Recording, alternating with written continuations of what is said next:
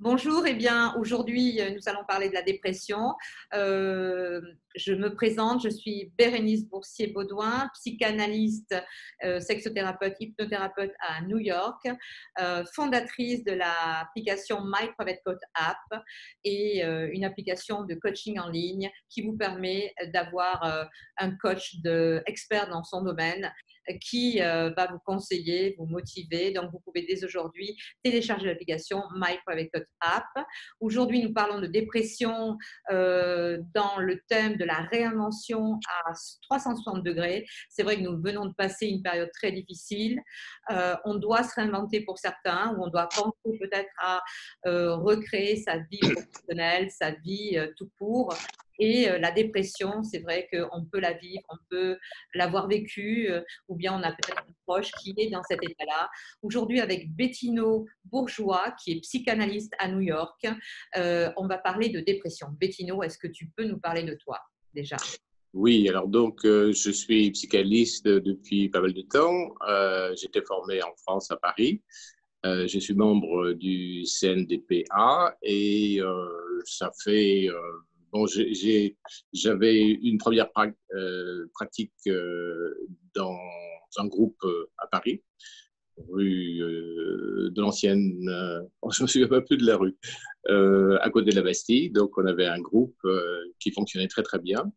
Et depuis que je suis aux États-Unis, ben, je m'occupe aussi de psychanalyse en milieu professionnel et aussi en privé. D'accord, Voilà. comme tu l'as dit, tu es quand même spécialiste de la dépression Ah pour oui, tout les à fait. ados, les adultes et dans le milieu professionnel Dans le aussi. milieu professionnel, les couples aussi. Mhm. Oui, d'accord. Alors, est-ce que tu peux nous dire, nous donner la définition de la dépression? Qu'est-ce qu'une dépression? Bon, alors, euh, alors qu'est-ce qu'une dépression? Première chose, il faut déjà s'éloigner des idées reçues, penser que la dépression, c'est quelque chose qui atteint que les personnes qui sont de nature généralement qu'on dit faible et que ça n'atteint pas les personnes avec forte personnalité, les décideurs, les gens qui ont du pouvoir. Non, pas du tout, ça atteint tout le monde. Alors, c'est un état de souffrance permanent. C'est ce que je dis généralement aux gens, c'est le cancer des émotions. Alors, c'est une des expériences humaines qui est certainement des plus douloureuses parce que elle entraîne une espèce de dévalorisation personnelle avec le sentiment de s'enfoncer comme dans du sable mouvant, avec ce sentiment qu'il n'y a pas, il y a rien en dessous, il n'y a pas de fin, et on s'enfonce de plus en plus, de plus en plus, de plus en plus, en accentuant cette vision de soi-même, une vision dévalorisante.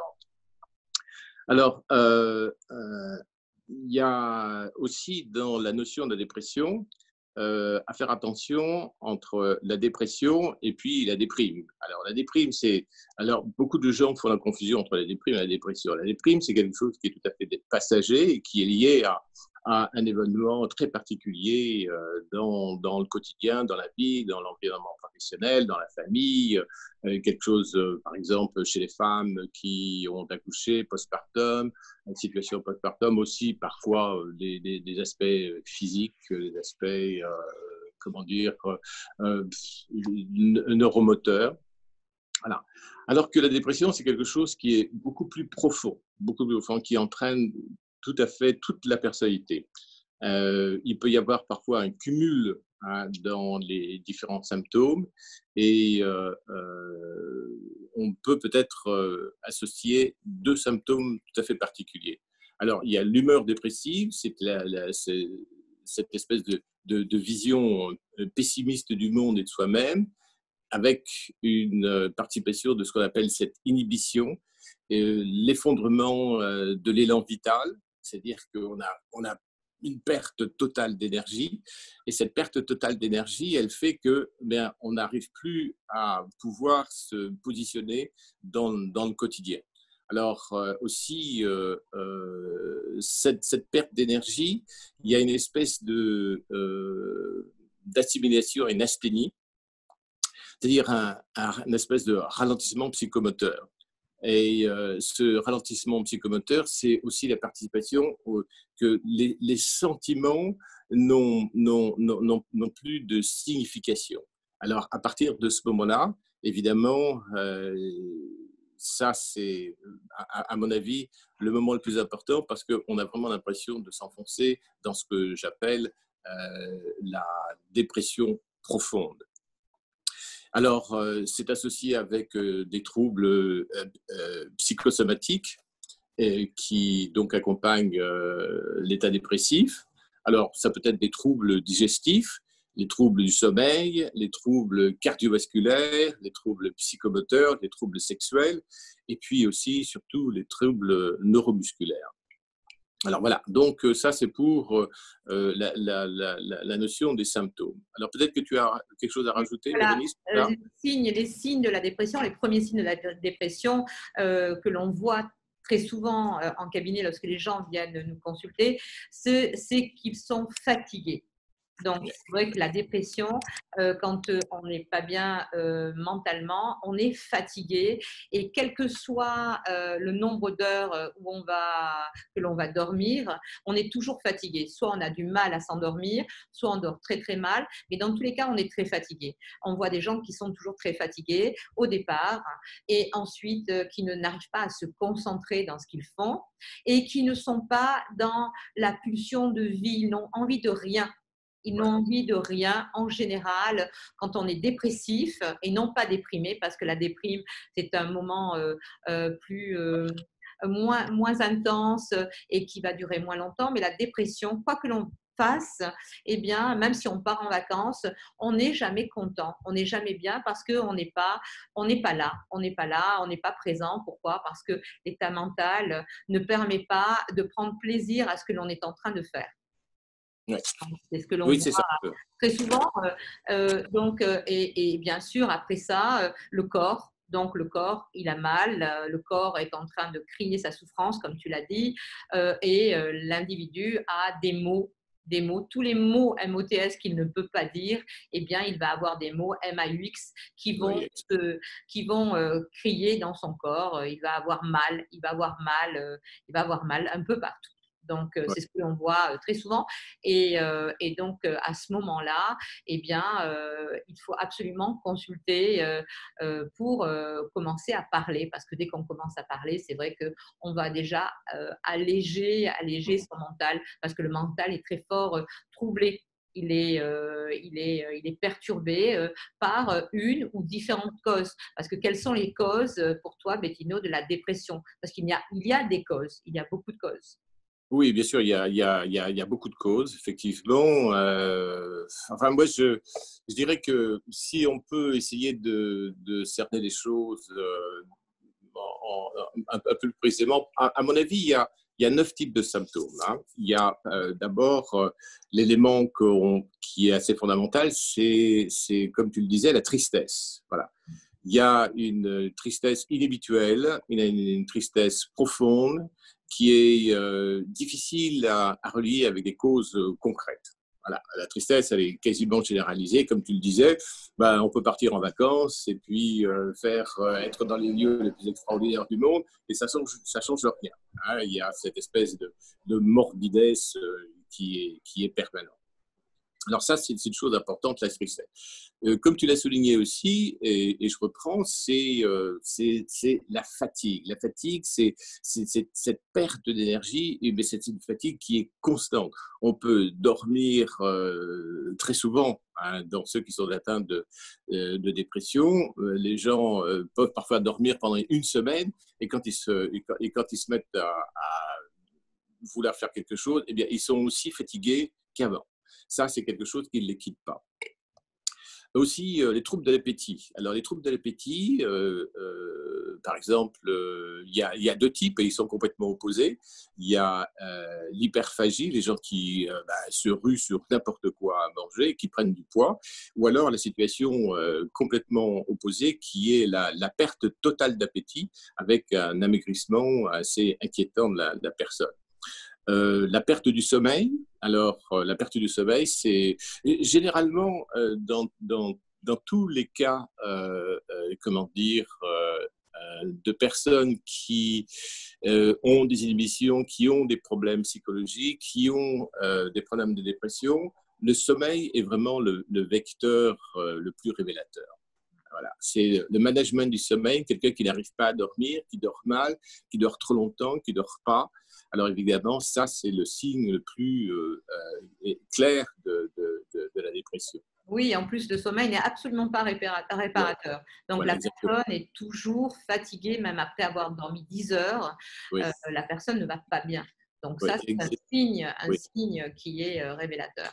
C'est vrai. oui, tout à fait révélateur et assez fondamental. Voilà. Ça, c'est la perte de la qualité du sommeil et le management du sommeil. Ça c'est vraiment le critère peut-être le plus révélateur, comme je disais. Alors aussi, le ralentissement général, c'est-à-dire que il y a une espèce d'agitation inhabituelle et ce ralentissement général, c'est-à-dire que on ne peut plus s'organiser. Généralement, on a comment dire, un schedule, un emploi du temps, et cet emploi du temps, il est impossible de pouvoir le tenir parce qu'il y a une perte totale de concentration.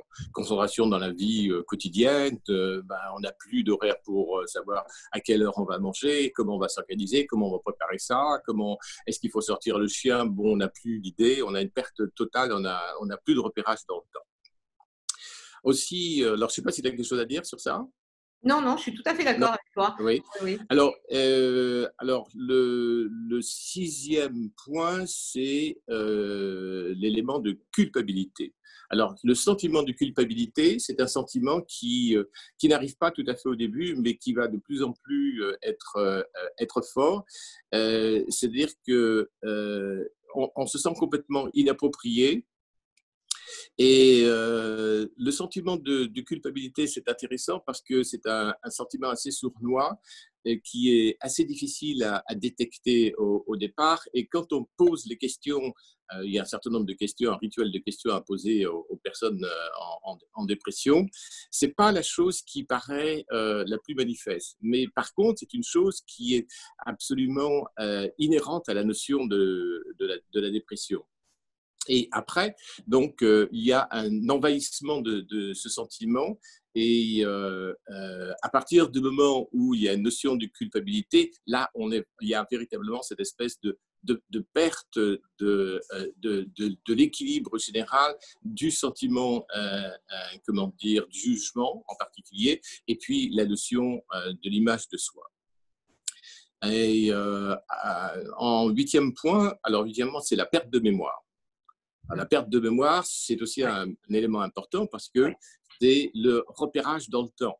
La mémoire, ça permet de considérer qu'est-ce qu'on va faire, qu'est-ce qu'on a fait hier, est-ce qu'on a pris ces médicaments, est-ce qu'on va les reprendre aujourd'hui, est-ce on doit téléphoner à la grand-mère, est-ce qu'on l'a fait, est-ce qu'on n'a pas fait, est-ce qu'il faut envoyer les documents au bureau, voilà. Donc ça, c'est un élément qui est aussi très significatif dans la dépression, c'est que le repérage dans le temps ne se fait plus de la même façon et c'est aussi un signe très important d'une une dépression légère, avancée ou profonde. Quand comment dire, je veux dire que quand cette qualité de non-repérage est signifiée, là, évidemment, il faut intervenir. Mmh. Vous voyez, Bérénice, tu as quelque chose à dire à ce propos? Non, non, Tu as non, non, c'est-à-dire que c'est vrai que le symptôme de la perte de mémoire, c'est parce que l'individu a tellement de pensées parasites, est tellement préoccupé par, par des tas et des tas de choses, mais pas par quelque chose de particulier, qu'il en perd, comme tu l'as dit au départ, ses repères, et donc il y a des pertes de mémoire. Quand on est en dépression, on perd beaucoup de choses. On perd ses repères, on perd l'appétit pour certains, on perd l'envie de vivre, on perd cet attachement à la réalité. On n'est plus dans la réalité. Exactement. Et donc, on ne sait plus où on en est. Et dans la tête, ça tourne dans tous les sens. Et donc, on ne se rappelle pas ce que l'on a fait il y a 5 minutes. On ne se rappelle pas ce qu'on a fait hier ou avant-hier. Donc, parce qu'on n'a plus, de Le repère. réalité, Le repère. de repères et de réalité. Donc, Ouais, bien sûr. ouais.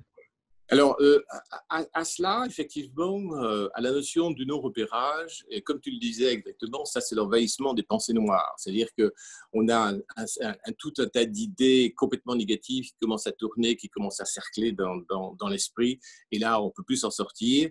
Et c'est à ce moment-là qu'il faut faire très attention, surtout pour l'entourage, parce que ce sont les idées d'autodestruction, de mutilation et parfois de suicide.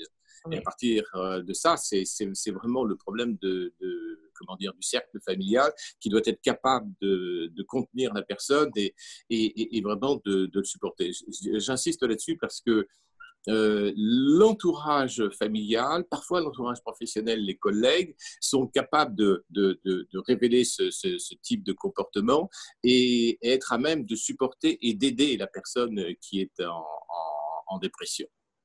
Et ça, je crois que c'est une chose fondamentale parce que le dépressionnaire, c'est pas lui qui va aller directement voir et consulter, voir un analysant quelconque, voir le médecin, le psychiatre et avoir l'envie de consulter. Il faut absolument qu'il y ait une espèce de réverbération entre la personne qui est dépressive et l'environnement. Et surtout la famille, la femme, l'homme, enfin le mari, les gens qui sont autour.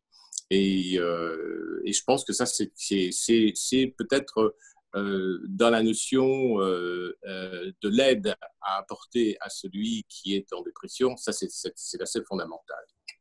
Oui, c'est vrai qu'il est important que celui qui est en dépression ou celle qui est en dépression eh bien, soit aidé. Donc, on va arriver au public. Quel est le public qui est touché par la dépression? Quelles sont les tranches d'âge? Quels sont les genres? Est-ce que c'est plus des femmes que des hommes? Est-ce que tu peux nous parler de ça aussi? Alors, je dirais que personne n'est exclu et qu'il n'y a pas véritablement une spécificité d'âge. Alors, je dirais que malgré tout, mon expérience, j'ai eu des adolescents, des problèmes de rapport. Enfin, l'adolescence, c'est toujours une situation, enfin, un âge, une période, un passage particulièrement problématique. Et ça, je pense que la prise en charge familiale, les parents doivent être absolument conscients et participer comment dire, au quotidien des adolescents. Et la chose la plus importante, ce dont se refusent les adolescents, c'est la communication. Et ça, les parents doivent être particulièrement attentifs à établir à établir une communication qui soit de qualité, pas nécessairement de quantité, mais de qualité. Et permettre à l'adolescent de leur offrir une espèce d'espace, de facilité où ils se trouvent à l'aise pour pouvoir être capables pas de tout dire à leurs parents, mais de communiquer régulièrement avec eux. Alors, pour cela, pour oui. les adolescents, un petit mot, c'est-à-dire que pour les parents, un conseil, c'est il peut très bien y avoir une communication non verbale. C'est-à-dire que… tu as raison. Voilà, parce que l'adolescent n'a pas envie de parler, il est dans sa phase de dépression hormonale, donc entre deux âges, entre l'enfant et l'adulte qui va arriver, donc une phase de transition très compliquée, très difficile. Et à ce moment-là, c'est vrai que le parent a envie de lui dire, mais parle-moi, dis-moi. Et plus on fait ça, même si on le dit à un adulte, hein, on n'a pas envie de parler. Donc la communication non verbale, c'est-à-dire qu'on peut aller jouer, on peut aller faire un sport avec, on peut aller manger au restaurant, on peut aller juste regarder un film ensemble, on peut faire une activité qui ne va pas être une communication verbale, mais qui est une communication déjà. Une première communication que l'on peut avoir. Mais on ne va pas s'étendre sur les ados parce que c'est un grand sujet. Oui, c'est un très grand sujet. Voilà, c'est un très grand sujet. Donc, le public touché par la dépression, eh bien, il n'y a pas d'âge pour être en dépression. Comme tu l'as dit tout à l'heure, il y a des valeurs de dépression. Il y a des dépressions saisonnières. On le sait, hein. On a des dépressions qui sont légères. Il y a des dépressions un peu plus avancées et puis il y a des dépressions très profondes. Oui. Et puis il y a aussi la dépression chronique, c'est-à-dire la dépression qui n'est pas complètement, comment dire, éliminée et qui revient de temps en temps. Alors, bien sûr, comme tu dis, elle peut être saisonnière, c'est-à-dire qu'elle va revenir hein, par rapport au phénomène des saisons, comme tu dis. Et puis, il y a aussi, je pense que aussi, ce que tu dois l'avoir expérimenté, c'est la dépression bipolaire. Hein, la dépression bipolaire. C'est une alternance entre une phase dépressive et une phase de type plutôt maniaque. Voilà. Voilà, Donc, donc on est dans la maniaco-dépression. La maniaco-dépression. maniaco-dépression. Ouais. Donc ça, c'est encore autre chose. Mais pour les gens là qui nous écoutent, la dépression, il y a plusieurs phases de dépression, il Ouais, faut savoir. Et dès qu'on a un symptôme, comme tu les as énoncés tout à l'heure, eh bien, aller consulter, aller en parler déjà avec son médecin, s'interroger sur quelque chose, le comportement qui n'est plus le même qu'on avait l'habitude d'avoir, l'impatience, la colère, l'agressivité, la fatigue, en avoir marre de tout, ne pas être content de ce que l'on fait, ne prendre aucun plaisir, ne pas avoir d'envie, avoir mal après à son corps. Donc, aller consulter, c'est très important donc, de consulter. Et c'est vrai, donc tous les publics sont touchés, les hommes, les femmes. Les enfants aussi ont des dépressions. Ah oui, Des dépressions. Oui, on la reconnaît moins chez les enfants. Oui, en effet, mais c'est vrai qu'il y a eu des écrits et des pédopsychiatres qui voient des enfants qui sont dépressifs. Pourquoi? Parce qu'ils sont dans un environnement peu protecteur, un environnement agressif, un environnement anxiogène qui va leur faire peur. Donc, cette peur-là va engendrer une pression et donc va les déprimer. Ils vont être dans des dépressions, donc ils vont pas être attentifs à l'école, ils vont mal travailler, ils vont être eux-mêmes agressifs, agresseurs ou agressés. Ils vont peut-être être boulimiques, ces enfants aussi, pour compenser un mal qu'ils ont à l'intérieur d'eux. Donc, et c'est vrai que dans une famille où il y a un ou une dépressive, eh bien, ça va faire des dommages collatéraux quand on a des enfants. Ça touche les enfants. Ça, je l'ai souvent vu. Oui, moi j'ai souvent vu aussi dans le cadre de situations de pré-divorce de parents. Et généralement, quand on a des enfants d'une certaine sensibilité, eh bien, immédiatement, les enfants vont se sentir mal. Et ils vont vivre très, très mal tout le processus du divorce des parents, la séparation des parents. Et je veux dire que les premiers dommages collatéraux, bien, ce sont les enfants. Les enfants. Et les enfants, quel que soit l'âge, mais surtout à partir du moment où ils ont une espèce de prise de conscience au monde, qu'ils arrivent par exemple vers 8, 9, 10 ans, ça, il y a vraiment à faire attention, je veux dire, au mal-être des enfants, à les prendre en charge et à les faire suivre le plus rapidement possible. Ça, c'est un élément qui est très important chez les enfants.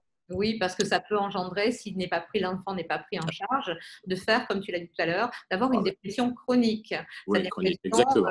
Le mal a été mis au départ et puis on ne l'a pas soigné, ça fait des dommages et donc à chaque fois que il va y avoir une répétition et sera confronté à des situations particulières et difficiles, eh bien, il va se retrouver dans une situation où la dépression va recommencer. Oui, et quand on parlait de dépression, des différentes dépressions, il y a aussi la dépression des dates anniversaires. Lorsqu'il y a eu un décès, par exemple, d'un être cher à une certaine date, eh bien, à chaque fois que la date va revenir, la personne ne va pas se sentir bien. Le processus de deuil, le processus de deuil. De deuil, et donc et de mettre l'individu, et l'individu va être dans un mal-être à ce moment-là et va en même temps redouter la date anniversaire, cette date anniversaire qui va être comme complètement. Un moment marquant où je vais mal, je sais que je vais mal, et donc ça devient chronique. Oui, une dépression chronique. J'ai eu un cas comme ça très intéressant d'une personne dont le père était mort à l'âge de 53 ans. Et à partir du moment où il a eu 50 ans, eh bien, il avait développé cette espèce de peur temporelle, et plus il s'approchait de l'âge de 53 ans, eh bien, il avait une angoisse qui se développait de plus en plus, jusqu'au point d'avoir eu, enfin, on ne peut pas dire qu'il s'était créé, il a eu une crise cardiaque Oui. mineure à l'âge de 53 ans. C'est-à-dire que pratiquement, il s'était auto-suggéré Oui. d'avoir une crise cardiaque pour faire correspondre son état Oui. à l'état de son père qui était mort lui-même d'une crise cardiaque. Très, Oui, très intéressant. alors Et écoute, ça, j'ai déjà eu tout des à cas fait, comme ça, hein, oui, c'est vrai. tout à Donc fait c'est vrai ce comme que tu dis, tout à fait vrai. une préméditation Oui, mentale. On sait que c'est exactement. arrivé, donc ça va encore arriver, même si Mm. vous n'avez pas été touché, mais quelqu'un que vous aimiez beaucoup a été touché, donc automatiquement, ça risque de vous arriver. Et donc, vous Oui, le préméditez et vous oui, rentrez dans une sphère dans oui. laquelle vous ne pouvez plus partir parce que c'est comme une fatalité. Oui, Euh, c'est ça exactement. Oui, doit on l'a installé en tant que fatalité, effectivement. Oui, en effet. Donc, alors, est-ce que tu peux, on a parlé des causes, on a parlé des effets physiques et mentaux de la dépression, du public qui est touché par la dépression. Donc, comment on se sort de la Oui, dépression? alors attends, juste pour ça, Oui, quand tu parlais de l'âge pour les dépressionnaires, effectivement, il y a pas un âge particulier. non. Mais par contre, je dirais qu'il y a chez les adultes une étape dans la vie qui est, comment dire, très propice à la dépression, c'est la remise en cause, je veux dire, pour les femmes aux alentours de 40-45 Oui, ans. Et oui, pour les hommes, un tout petit peu plus tard, entre oui. 48, enfin qui commence vers 48, 49 ans, je ne sais pas si tu as expérimenté ça, et Complètement, complètement. Oui, 48 jusqu'à 55, 56. Et oui, là, là c'est ce que j'appelle la crise fondamentale de la remise en question de celle qui, bon, a passé l'âge comment dire, de faire des enfants, d'avoir de la famille, de se retrouver quasiment toute seule avec elle-même parce que les enfants sont partis. Qu'est-ce qu'elle va faire Elle commence à vieillir, à prendre des rides, elle se regarde dans la glace, elle est plus du tout satisfaite d'elle-même. Et ça, c'est la crise. Et c'est une crise qui est fondamentale parce que c'est comment on va aborder la quarantaine, la cinquantaine. Et ça, c'est comment dire, un trouble profond. Et pour les hommes, eh bien, pour les hommes, c'est ces âges de 48-50 ans où on se remet mais totalement en question parce que eh bien, j'étais architecte, mais j'étais architecte. Pourquoi je suis architecte? Parce que papa voulait que je sois architecte. Moi, j'en ai marre, je voulais faire de la musique et c'est maintenant, je veux écrire de la musique, faire de la musique et tout pète autour, tout éclate, on fait éclater le couple, on a des problèmes de relation avec sa famille, rien ne va plus dans le milieu professionnel parce qu'on ne se sent plus. Voilà, maintenant, la personnalité profonde oui. est en train de surgir et rien ne permet de l'arrêter, mais on ne comprend pas. On comprend pas. On ne sait pas comment l'équilibrer, comment la prendre en charge et comment la maîtriser. Et ça, je dirais que c'est un petit peu, je veux dire, la, la majorité de ma clientèle, elle est autour de ces âges-là. Alors, je ne sais pas si toi, tu as la même chose. Oui, c'est pour les femmes, donc la quarantaine. Oh là Ouais, là, quand les femmes arrivent autour de 40 ans, c'est-à-dire qu'elles ont 37, 38, 38 ans, ouais, donc je vais avoir 40 ans, c'est comme une catastrophe et donc elles se ouais, préparent d'accord. déjà à, parce que toutes les copines qui ont déjà eu 40 ans leur ont dit qu'il y avait une dépression. On sait qu'on n'est pas bien à 40 ans, que la femme n'est pas bien à 40 ans parce qu'elle est entre deux âges, elle est encore assez jeune pour, mais pas assez jeune pour. C'est entre Ouais, deux âges comme pour l'homme. exact. Donc, il y a la crise de la quarantaine, la femme se remet en question. Il y a une crise, je dirais, une crise dépressionnaire. Donc, Ouais, et à l'homme, c'est autour de 50 ans. Donc, ouais, à ce moment-là, il peut faire, c'est des bilans ouais. humains. Donc, l'homme, c'est 50 ans. Eh bien, à ce moment-là, il a été père ou il n'a pas encore été père. Déjà, il a envie de changer de vie professionnelle. Ouais. Il est encore assez jeune, mais pas encore assez jeune pour perdre du temps. Oui, oui, Donc, exactement. il y a une crise à ce moment-là. C'est la crise, c'est ce que j'appelle la crise métaphysique. C'est la crise métaphysique parce que c'est Oui, vraiment le sens profond de ma vie. Qu'est-ce que c'est que la vie? Qu'est-ce que je dois oui, faire? oui, Est-ce que je me suis complètement réalisé? Eh oui, ben non. Et puis donc, à partir de ce moment-là, il y a toute la remise en cause de l'image personnelle. Les personnes qui n'ont pas eu le succès attendu, donc ils deviennent complètement amers des choses. Voilà, oui. voilà, Et je puis, te rejoins totalement. on constate pas mal de divorces à ce moment-là. Donc, les Exactement. Ah couples oui, qui étaient depuis ouais, 20 ans, ça c'est 30 ans. l'éclatement des couples. Oui, effectivement. Donc, il y a l'éclatement, c'est-à-dire qu'est-ce que je fais là? Ça y est, j'ai fait une partie de ma vie Oui, avec elle ou lui. oui, Eh oui, bien, j'ai envie de oui. faire une autre partie de ma vie comme j'en ai envie. Donc, Oui, avec exactement, l'autre. exactement. Et donc, Ouais, c'est pour ça qu'on voit beaucoup plus d'hommes que de femmes qui oui, recréent une vie avec quelqu'un de plus jeune et qui oui, font des exactement. enfants, qui font Ouais. des enfants Qui aussi. refont des enfants. Ils Ouais, refont des exactement. enfants, Oui, ils se recréent une nouvelle vie. C'est-à-dire oui, qu'à notre époque, aujourd'hui, à 40 ans, la femme est encore jeune. Il y oui. a une cinquantaine d'années, la femme était déjà une grand-mère, elle n'était pas du Mhm. tout comme elle Ah est oui, oui, aujourd'hui. tout à fait. L'homme, à 50 ans, c'était pas un vieillard, mais il était déjà vieux. Aujourd'hui, il est encore jeune. Donc, c'est-à-dire que dans notre vie, on peut avoir plusieurs vies. On peut se réinventer. Donc, c'est assez sympathique, c'est bien. Mais il faut savoir que ça existe, ces dépressions, donc de transition d'âge et de crise dans laquelle on est, en de grandes remises en question. Et c'est vrai que ça fait beaucoup de dommages collatéraux Ah autour de oui, soi. Les complètement. Ah gens ne oui, oui, comprennent oui. pas ce qui se passe. On ne reconnaît pas la personne. On se Oui, dit, mais oui, oui. qui il est, qui elle est, je ne la reconnais plus. Donc, Oui, même les parents complètement. disent, Exactement, oui, exactement. Et exactement. C'est vraiment la perte de reconnaissance de l'environnement. On ne se reconnaît pas soi-même, mais les gens de son environnement, et professionnel, et familial, et amical, et voilà, eh oui, bien, voilà. Je dis, mais qu'est-ce qui se passe? oui. Voilà, c'est ce que On disent ne les gens reconnaît plus, généralement. on la Voilà, reconnaît plus, ouais, on ouais, reconnaît plus la gentille petite femme, ouais, le bon ouais. petit frère, Oui, on ne oui, reconnaît plus rien. Donc là, ça explose. c'est exactement. C'est l'explosion, ce que j'appelle l'explosion intérieure. Oui, absolument. Et, L'implosion, l'implosion. en effet. Alors, puisqu'on est dans l'explosion, l'implosion, on est dans ces phases-là de dépression, de mal-être, parce que la Oui, dépression, c'est un mal-être quand même, hein, oui. du mal dans Mhm. sa peau. Ah Donc, oui, bien sûr, bien sûr. Bah, bien sûr, alors, ça comment crée un va-t-il? malaise, Oui. parce que Alors, on sait qu'on se fait du mal et on sait qu'on fait du mal autour oui, de soi. Et donc, il y a un problème de responsabilisation et oui. de culpabilisation. Voilà, ça c'est Ouais, important. aussi. Alors, comment la gérer? Comment gérer la dépression? Quel traitement faut-il faire? Quels Oui. conseils peux-tu donner? Alors, comment s'en sortir? Alors, évidemment, il y a, je dirais qu'il y a 2-3 solutions, mais les 2 solutions les plus importantes. La première, c'est de consulter un médecin, de consulter un psychiatre, quelqu'un qui va pouvoir intervenir très rapidement. Par exemple, quelqu'un qui a une dépression profonde et qui commence à perdre pied dans sa famille et à perdre pied dans son environnement professionnel, des personnes qui ont situation de décision.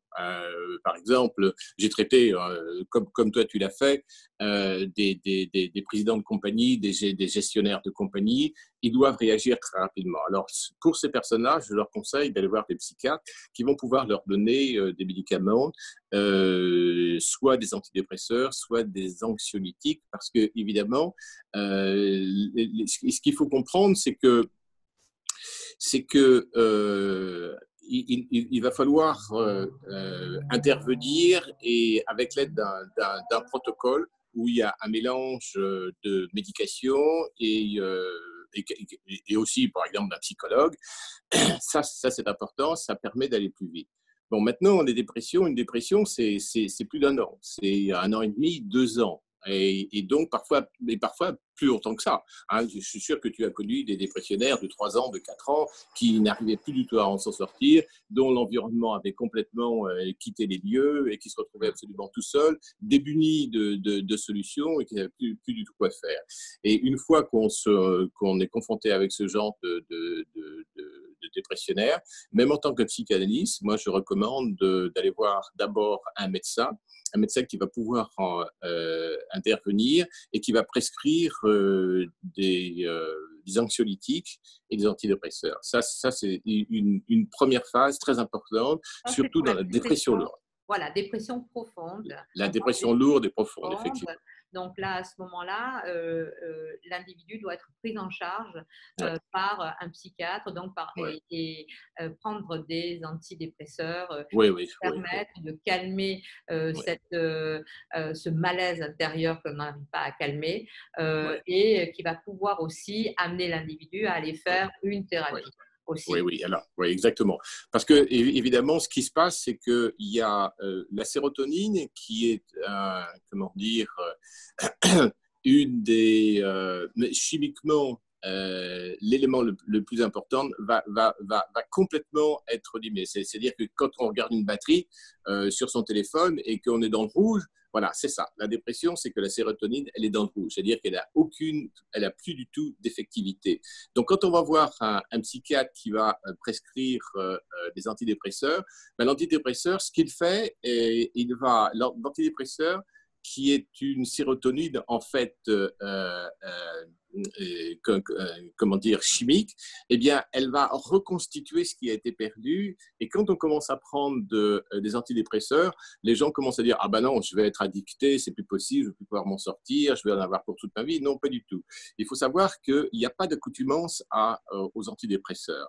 Mais l'antidépresseur est absolument fondamental parce qu'il va recréer ce qu'il manque jusqu'au moment où toutes les autres fonctions par rapport au fait que, comment dire, la sérotonine est revenue, ça va permettre de rééquilibrer en fait les fonctions fondamentales de la personne déprimée. Il faut comprendre le système parce que il faut prendre des antidépresseurs suffisamment longtemps pour que ce soit effectif et surtout ne pas arrêter trop tôt parce que eh bien, la petite batterie, elle est pas, la charge de la batterie n'est pas montée jusqu'à 90-95 et quand on est seulement à 35-45%, eh bien, on va rechuter et peut-être rechuter peut-être d'une façon plus dramatique. Oui, et c'est pour ça que conjointement, il est important de faire une thérapie Oui, avec un psychologue, un oui, psychanalyste, pour accompagner, quand on est en dépression profonde, pour accompagner l'individu. Mais quand c'est une dépression saisonnière, une dépression moyenne ou oui, oui. légère, Un psychologue suffit. Oui, voilà, un psychologue suffit, oui, puisqu'à ce moment-là, on a besoin de parler. Enfin, c'est pas qu'on a besoin de parler, mais en parlant, on va arriver à trouver le oui, mal oui. qui permet. On va localiser les causes du Oui, problème, effectivement. oui, exactement. Donc, alors, combien de temps penses-tu, toi, d'après ton expérience, qu'il faut traiter une dépression légère ou moyenne? Alors, une dépression légère, ça se traite très rapidement. Je veux dire que le maximum, parce que dans toute dépression, il faut aller jusqu'à la cause de la dépression, parce que si la cause n'est pas traitée, eh bien, elle va faire en sorte que ça va redynamiser tous les éléments de la dépression et la dépression va revenir et ça va devenir une dépression cyclique. Voilà. Donc, qui va revenir. C'est pour ça que, comme tu le dis, eh bien, il faut faire ce qu'on appelle, comment dire, une pluridisciplinarité des traitements. Avoir un médecin d'un côté et avoir un analyste de l'autre côté. Voilà. Donc, c'est cette pluridisciplinarité qui va être efficace. Donc, moi, je dirais peut-être quelques mois pour une dépression légère. Maintenant, pour les dépressions profondes, si, enfin, je sais pas, tu connais des analysants qui sont en analyse depuis 5, 6, 7, 8, 10, 15 ans. Alors là, il y a un problème de méthode. Alors, Absolument. Et il y a un ouais, problème, donc là, à ce moment-là, il vaut mieux changer, c'est ce que je dis à mes patients, ouais, n'hésitez pas à changer de psy, oui, donc de oui, méthode, parce oui, que on ne peut pas rester autant d'années, oui, exactement. parce que ça devient une addiction même, Oui, et on n'est pas soigné, on entretient un oui, mal exactement. quelque Oui, part. voilà, exactement. Exactement. Mais je connais des analysants, j'ai discuté avec des analysants qui sont entrés dans le plaisir de l'analyse, c'est-à-dire qu'ils sont entrés dans la temporalité de Oui, l'analyse parce qu'ils sont tellement attachés à l'analyste oui, et à la cure qu'ils rentrent enfin, ils sont dans une phase où ils ont peur de quitter l'analyse. oui. Oui, Oui. donc c'est à l'analyste d'autoriser la personne Ouais, à le quitter progressivement à ce oui, moment-là. exactement, Donc, exactement. c'est pas Alors, c'est son moi, père ce ou que, sa mère. oui, oui, exactement, exactement. Ouais, Ça devient la béquille de la vie. eh oui. C'est du quotidien de la vie, en général. Moi, je préconise, et pour le pratiquer, des, comment dire, des cures qui sont à peu près d'un an et demi. Oui. Au-delà de ça, il y a quelque chose de problématique parce que c'est l'efficacité de la cure qui est remise en question. Parce que quelque chose qui dure plus de 2 ans, plus de 3 ans, ça, je veux dire que où est la fin? Où est la fin? Mhm. Donc, Oui. il est important d'accompagner la personne dépressive et de l'aider à retrouver ces éléments d'équilibre, mais aussi aller le plus profondément dans la cure pour que cette personne puisse reconnaître elle-même les éléments qui ont été ce qu'on appelle, par exemple, les souvenirs écrans, les éléments qui ont été fondamentaux dans le déclenchement et l'accumulation des épisodes qui vont dynamiser comment dire, un parcours de dépression.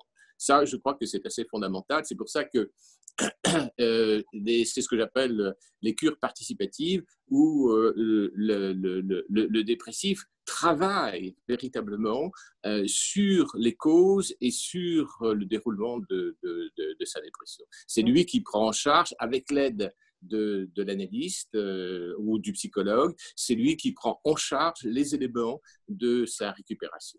Oui, en effet. Et surtout, ne pas oublier les parents, la famille qui sont autour, de se faire Oui. aider par des informations des fois que l'on n'a pas.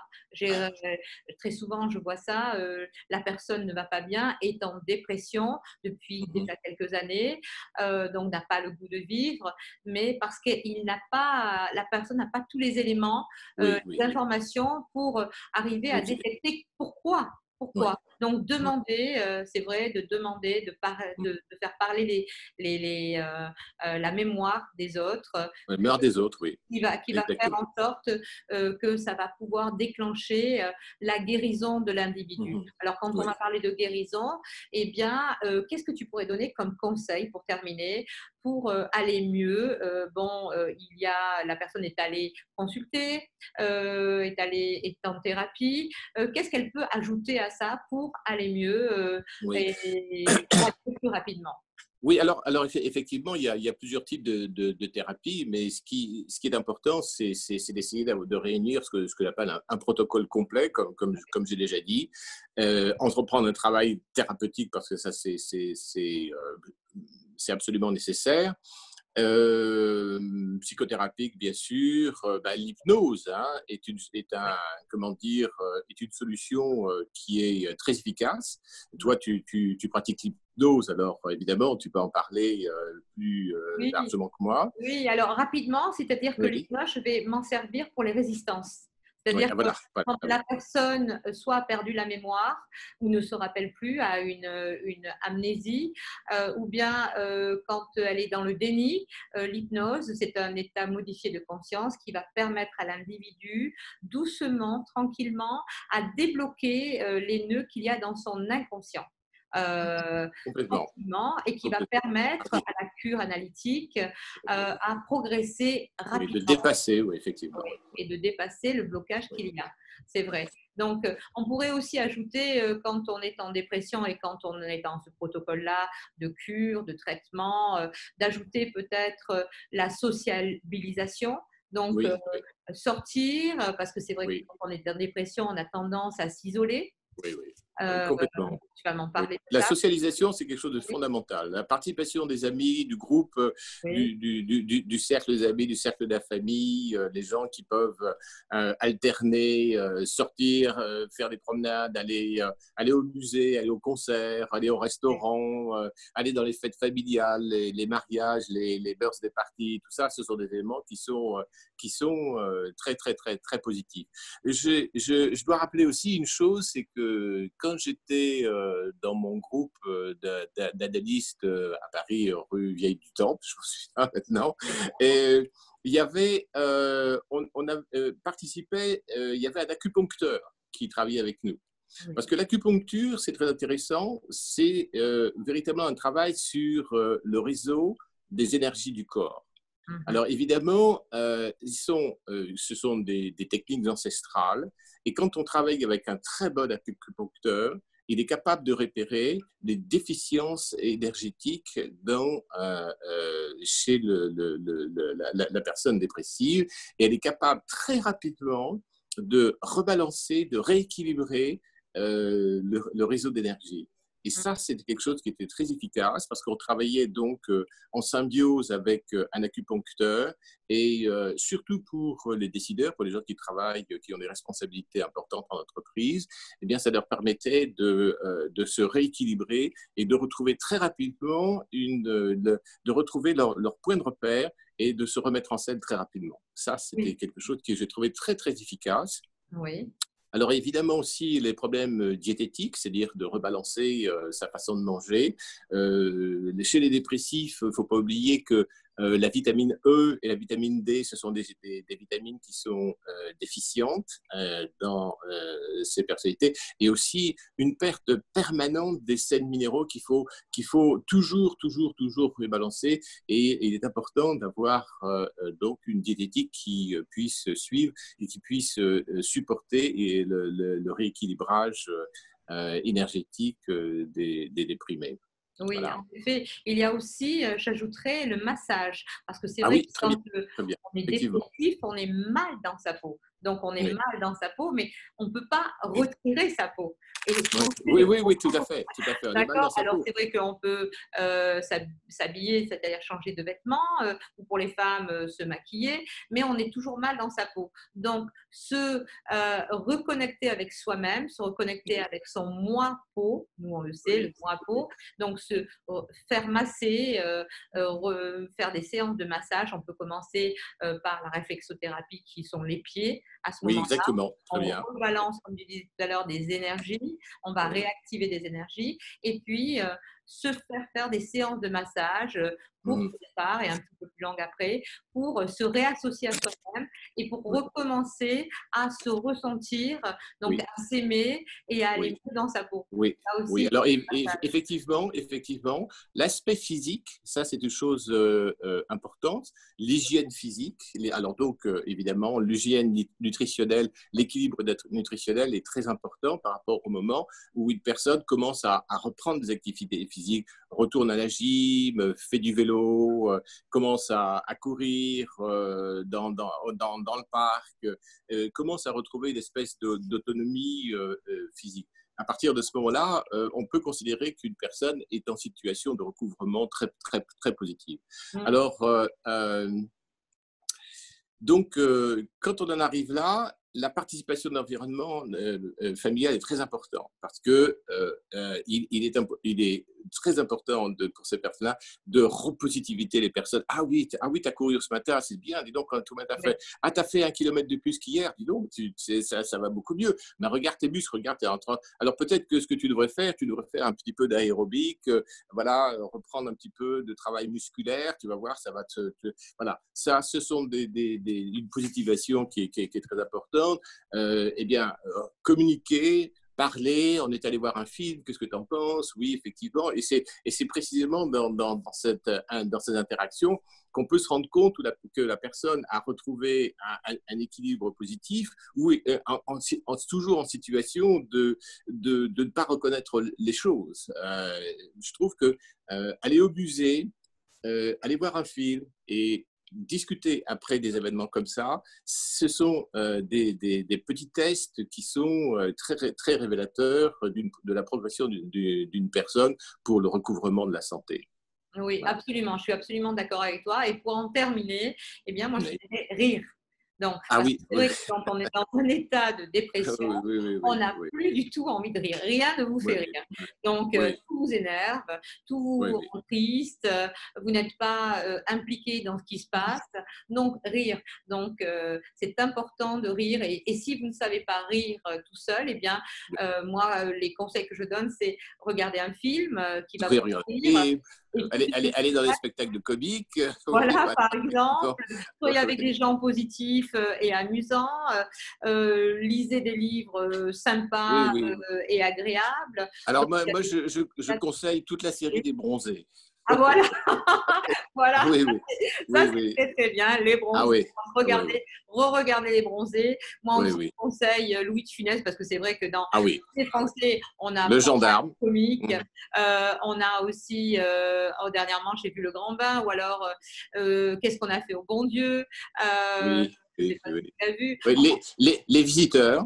Les Ça, visiteurs aussi. ce sont mes analysants qui m'ont conseillé, tous, pratiquement tous, que les visiteurs, ça, c'était le film qui les remettait en scène. Alors, ils voyaient une fois, deux fois, trois fois, quatre fois, cinq fois, Oui, mais ce ça a sont, un voilà, effet ce sont ces anxiolytique. apports culturels qui sont très, très positifs et qui permettent effectivement une reconsidération des choses autour de soi à partir du moment, alors l'humour, ça c'est Oui, un bien facteur sûr. fondamental. Une Oui. fois qu'on peut considérer que la personne a recouvré son degré d'humour, là, on peut pratiquement être sûr que la personne va beaucoup mieux. Mhm. Voilà, Bien sûr. ça, Alors, pour terminer maintenant, être en dépression, ça arrive à tout le monde. Ce n'est oui, pas une complètement. fatalité. Oui. Un homme, C'est une maladie, c'est une maladie. c'est une C'est une maladie maladie qui peut mentale, s'attraper c'est-à-dire que comme la grippe. voilà, comme on peut avoir une grippe ou Ouais. comme on peut avoir, je ne sais pas, une sciatique, on va dire, mais c'est une maladie mentale. Le mental aussi, Ouais. eh bien, peut être malade à C'est une cause. maladie du soma, c'est une maladie somatique. Oui. Voilà, exactement.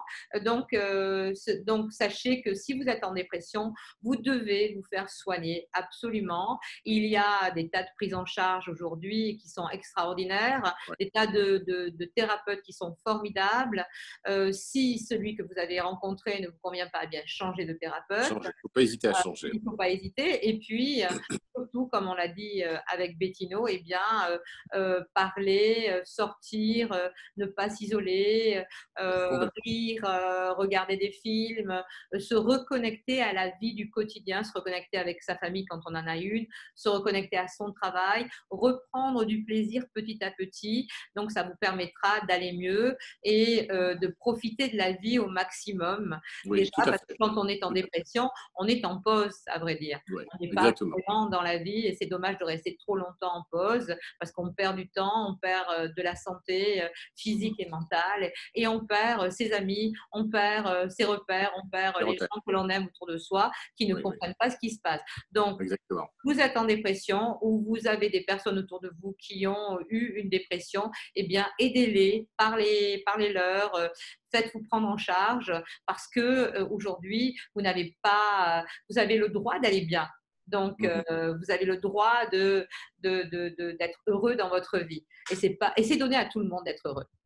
Oui, Faut le tout à décider. fait. Eh bien, Absolument. Bettino, je te remercie Ah beaucoup ben, moi aussi, de ton merci. intervention sur la dépression. Oui, Donc, avec pour plaisir. ce Mhm. thème-là de la réinvention, on peut se La réinvention de réinventer, la la vie. réinvention à Oui, oui, 360 degrés, c'est-à-dire on peut se oui, oui, réinventer oui, complètement oui. dans une vie. Donc, On peut tout changer. On peut on tout peut changer. tout. Exactement. Donc, Mhm. merci beaucoup, Bettino. Ah Et ben, moi aussi, bien, c'est un merci plaisir. à vous qui nous écoutez aussi. Et, Et à euh, bientôt. et puis, riez et soyez heureux. Très bien. Voilà. Au À revoir. bientôt. Au Au revoir. revoir.